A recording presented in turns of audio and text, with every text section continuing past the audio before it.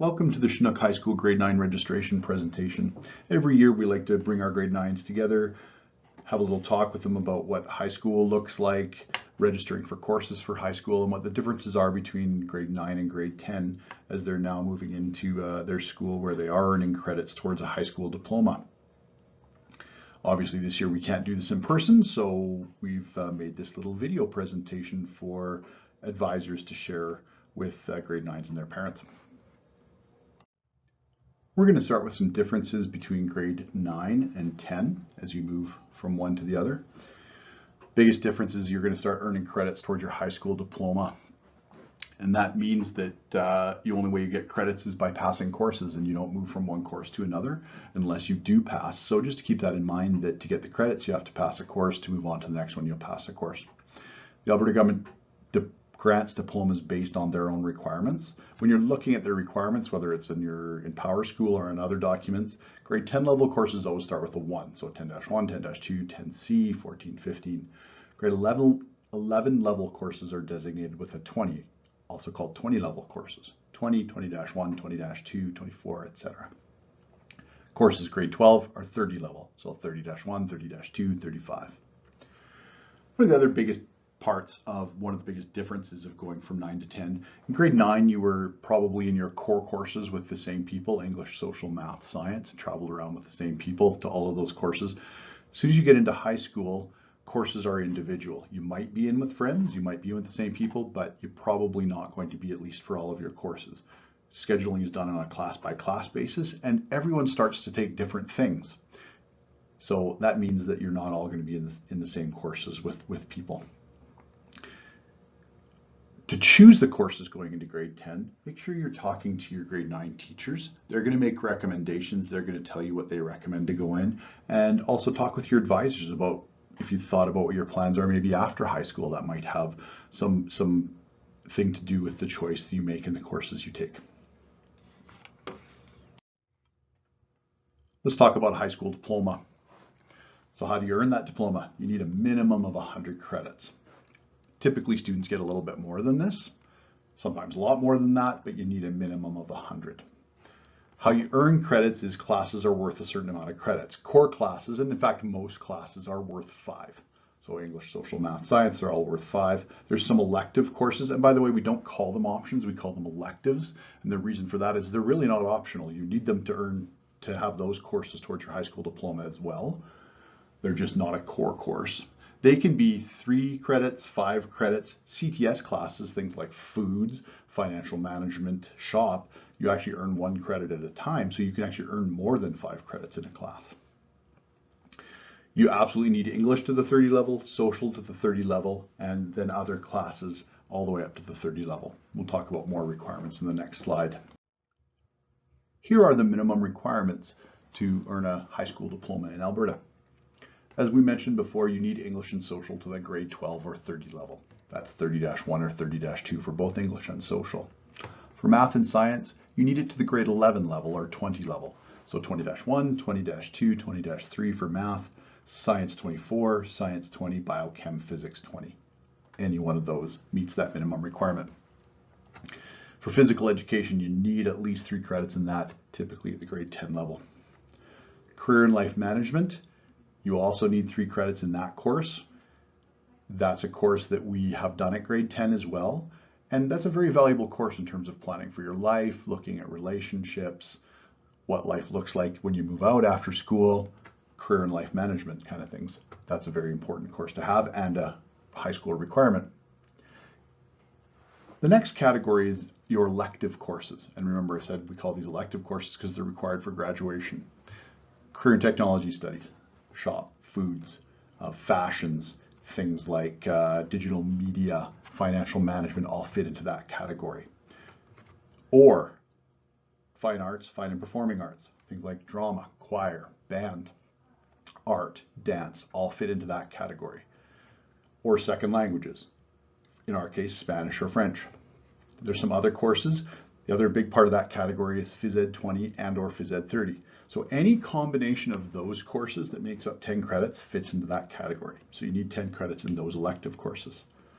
You also need 10 more credits at the grade 12 level other than English and social. So remember we said you need English and social at grade 12. You do need 10 other credits or two other courses, typically two other courses that make up those 10 credits. That can, by the way, be work experience as well. It can also be math, science, any one of the elective courses, fine and performing arts, CTS, so anything that makes up those 10 credits there. And then 24 other credits from any category, and that makes up 100. As I mentioned, lots of people get over 100, and we try to aim for a little bit more than 100, but those are the minimum requirements. If you have goals specific to a profession or attending college or university or anything past high school, that's when we start looking at which do you take, -1 or -2, extra courses in the sciences at grade 12 level, or extra courses in the fine arts, CTS, phys ed courses that might get you to where you want to go. And that's where it's really important to plan with your advisor or the counseling staff to move forward on that. So those are the things you need to look at as you move into grade 10. One thing I will say, no choices you make now going into grade 10 are final. We can always adjust as we go along. Keep talking, keep planning. We'll keep making those adjustments as we go along. Definitely don't panic. As you progress through your courses, one of the things I mentioned is nothing that you choose now locks you into a path. And we just quickly want to show you these, that in each of the 4 courses, there's ways of moving between the different streams or levels. So 10-1, 10-2, right? Remember, minimum requirements are either 10-1 or 10-2 for a diploma, and there's ways to move between them depending on where you're at in your educational career and where you're at with what you want to do after high school. So you might start in 10-1, this is the English chart, and decide, it's not really for you, you're not interested in moving on to university, don't need the -1, you're going to drop down to the -2. There's ways of getting back if you then change your mind, or you start in 10-2, build your skills, ways of moving up to the -1. So there's lots of leeway for moving. English and social are similar. It's a little bit different in math and science. Math and science, any of those lateral transfers typically happen at the grade 10 level. And if you're going into the -1 or -2 streams in math, you do need to take that Math 10C course, right? But again, there's ways of moving down. And if you go back to different levels, there's ways of moving back and forth between them. For science, once again, Science 10 is sort of how you lead into things like biology, chemistry, physics, as well as there's also general science, 20 and 30, which is a diploma route. But remember, 1424 is that graduation requirement. Do want to point out Science 20, Science 30, and the fact that you can move from any 20 level science, not Science 24, but any other 20 level science into that Science 30 route. And that's a course that more and more people are starting to take if they don't want to specialize in a particular science. Social studies, very similar to English.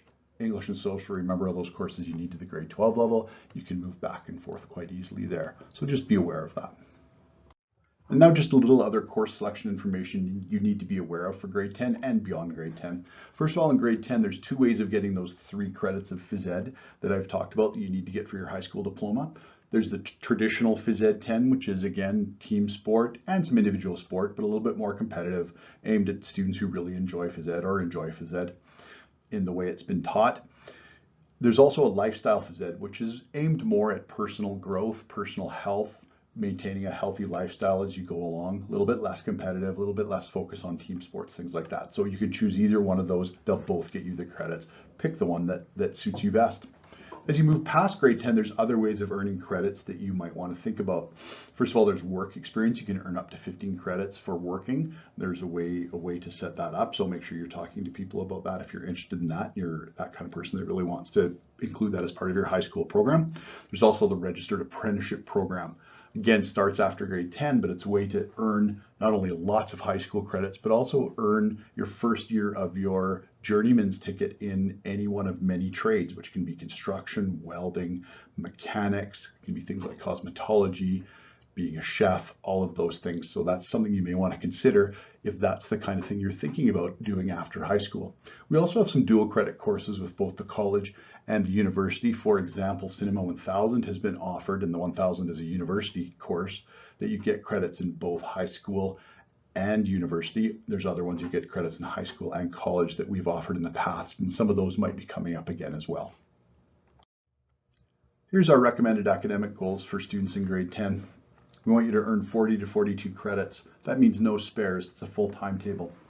The reason for that is we really want people to have lots of credits up front, grade 10 and grade 11. So as they move into grade 12, they do have some space to make some changes, to take some different courses. And if they figure out that they want to do something different after high school, that they need to pick up some extra courses, there's lots of time there.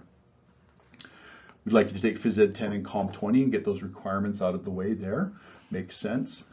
Through that, you're going to complete something that's called HCS 3000, which is Workplace Safety Systems. And that's the prerequisite for taking things like work experience and RAP that we talked about previously. It's important to have in grade 10, so if you want to take those things later on, you can. Also, part of the academic goal is to utilize flex times for academics to get some support there, and we've talked about some support that way. So connect with your teachers, connect with learning support, connect with whoever you have to in that flex time. Utilize that as you need to make sure that you're being successful. Over and above academic goals, we want people to really work on some personal goals as they move into grade 10 through grade 11 and grade 12. Keep thinking about what we always say about knowing your why. Aim for growth, take ownership. We want everyone to have ownership of their progress and their learning as they move through high school. And part of that is take a look at, be able to self-reflect, noticing what your learning looks like. Do you tend to avoid? Do you want to procrastinate? Do you need some support? Do you know where to get that? Those are questions you should be starting to ask yourself now and getting some help with that if you need. Make sure you acknowledge your success, and that might include grades, but it might be beyond grades. Acknowledge that you're going to grow over time. Guarantee you're going to be a different person now than you are in grade 12. And that there's going to be challenges along the way, and that's the only way you learn and grow. We want to make sure that we help you navigate those challenges in a positive way. One of the big things is everyone's path to diploma is different. It's easy to come out of grade 9 thinking this is exactly the way it looks for everybody, because schools look pretty the same for everybody. Everybody has a different path. Everyone takes different courses. Everyone ends up, although they end up with a diploma, they end up with different courses along the way in a different spot and maybe going to different places, doing different things after high school. This is where that difference really starts to show up. So don't expect that your journey through grade 10, 11, and 12 is going to look the same as everyone else and all of your friends. How do I register? Well, start where you're at today, which is meeting with your advisor over Teams or electronically. Make sure that you get your PowerSchool login, because all the courses are chosen on PowerSchool. Your advisor should have that. If you don't have it, it can help you get on there. There's also a video to show you how to register on the website. Your advisor has that, and we're also going to post that. It's been posted on the website. You're going to work with your advisor to pick the courses that you want for grade 10. Also consider your choices carefully. You're going to speak to your teachers about prerequisites, about recommendations for grade 10, and your family about what's best.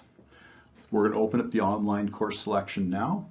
It's going to open today and then on Friday, and then move till Wednesday, April 8th. And then we're going to see if we need to keep it open longer than that, but we're trying to get the registration done in a very short window here. Usually people don't need a lot of time to go on and register. If you have any difficulties at all, you're going to contact your advisor first, and then they may pass you on to someone else to get some technical assistance or any other assistance you need, but please go through your advisor.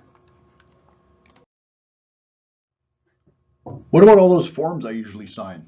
Every year we need to collect forms that need signing according to the government. Right now, because of everything that's going on, we don't have a way to do that. We don't want to send a lot of paper back and forth. The division is working on a way to get those done electronically, perhaps. All we can say right now is stay tuned. We're going to have to collect those forms at some point. We'll be getting back to you on how we're going to manage that. Once again, any other questions, please see your advisor first. That's the person to go through. Thank you and good luck.